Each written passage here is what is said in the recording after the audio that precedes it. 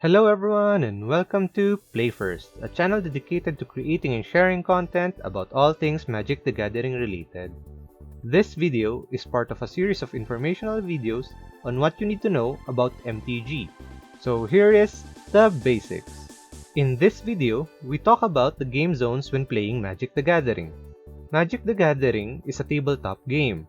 All you need is a desk or a table and you are ready to battle.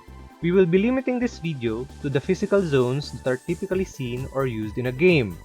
We will be excluding the stack, the command zone, and the anti-zone in this video.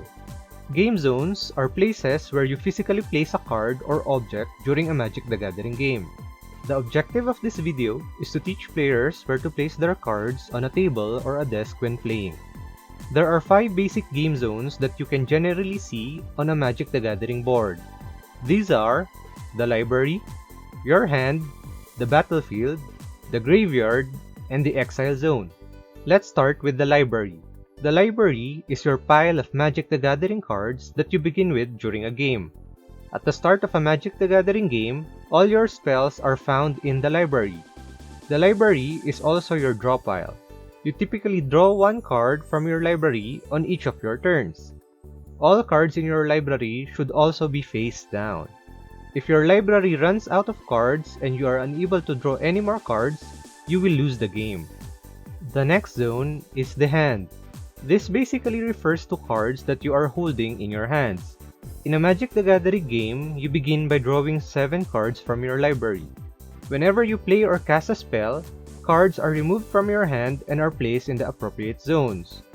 Generally, you are required to keep or maintain a total of 7 cards only during a game. If you have more than 7 cards in your hand, you need to discard chosen cards from your hand until you retain 7. You replenish cards in your hand by drawing cards from your library. And one more thing, don't let your opponents see the cards in your hand. The battlefield is where the action takes place. This is where you place your cards when you play them. A card or object that successfully enters the battlefield is then called a permanent.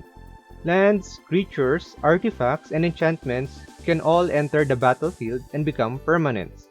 In order to be able to play smoothly, you and your opponent must be able to see the cards in the battlefield. Next up is the graveyard. Sounds kind of scary, doesn't it? Well, don't be scared. The graveyard in Magic the Gathering refers to your discard pile. The cards that are already used and no longer have effects are placed here. Extra cards from your required 7 hand are also placed here. When a permanent in the battlefield is destroyed or dies, that permanent is placed in the graveyard. Cards in the graveyard are cards that are already spent and must be shown face up during the game. Players also own 1 graveyard each. Last on this basic list is the exile zone. The exile zone is a zone apart from your game board. It is a zone outside of the playing field. When a card is exiled, that card is separated from the game. Cards are placed in the exile zone by effects that state exile or remove from the game. Cards in the exile zone are normally face up. It is much harder to gain access to cards in exile than cards on any other zone. Think of it as being removed from existence in the world of Magic the Gathering. To sum it all up, let's make a visual representation of the board. Oh, and just a reminder, you don't need to draw on your table as well.